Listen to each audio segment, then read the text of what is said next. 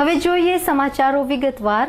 જામનગર મહાનગરપાલિકાના કર્મચારીઓ ફરજના સમયે ગેરહાજર, 50 થી વધુ ગુટલીબાજ કર્મચારી ઝડપાયા। જામનગર મહાનગરપાલિકામાં સ્ટેન્ડિંગ કમિટીના ચેરમેન, ડેપ્યુટી મેયર સહિત 4ની ટુકડી દ્વારા ચેકિંગ હાથ ધરવામાં આવ્યું હતું।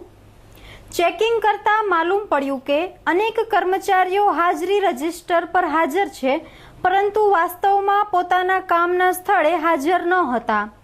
આવા તમામ કર્મચારીઓની યાદી તૈયાર કરીને તમામને નોટિસ આપી ખુલાસો માંગવામાં આવ્યો છે।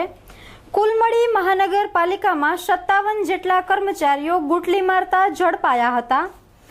મહાનગરપાલિકામાં આવતા સ્થાનિકોની વ્યાપક ફરિયાદ હતી કે પાલિકામાં આવતા કોઈ સમયસર કામ થતા નથી અને સ્થાનિકો નાના કામ માટે પાલિકાના ધક્કા ખાવા પડે છે।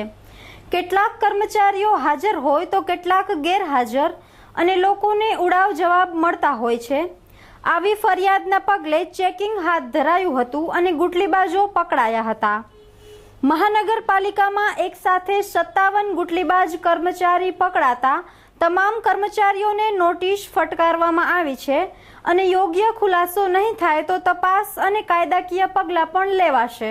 કોર્પોરેશનની અંદર હું અને ડીએમસી બે દરેક બ્રાન્ચની અંદર રેન્ડમ ચેકિંગમાં નીકળેલા, તેમાં અમુક ઘણી બ્રાન્ચોમાં અસંખ્ય કર્મચારીઓ ગેરહાજર હતા એવું માલુમ પડેલ, એનું રોજકામ કરાવેલ।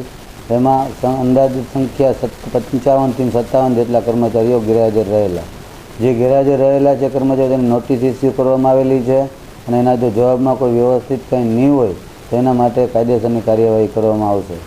આ કાર્યવાહી માટેનો હેતુ એ છે, પબ્લિકની અસંખ્ય ફરિયાદ હોવાથી પબ્લિક, ધારો કે દાખલા તરીકે પબ્લિક કોઈ કેસ બારી પર પૈસા ભરવા ગયા હોય, પબ્લિક ત્યાં ઊભી હોય, કર્મચારી કોઈ ન હોય, આવી તો પબ્લિકને જે હેરાન થવું પડતું હતું તેને હેતુસર આ કાર્યવાહી હાથ ધરવામાં આવેલ।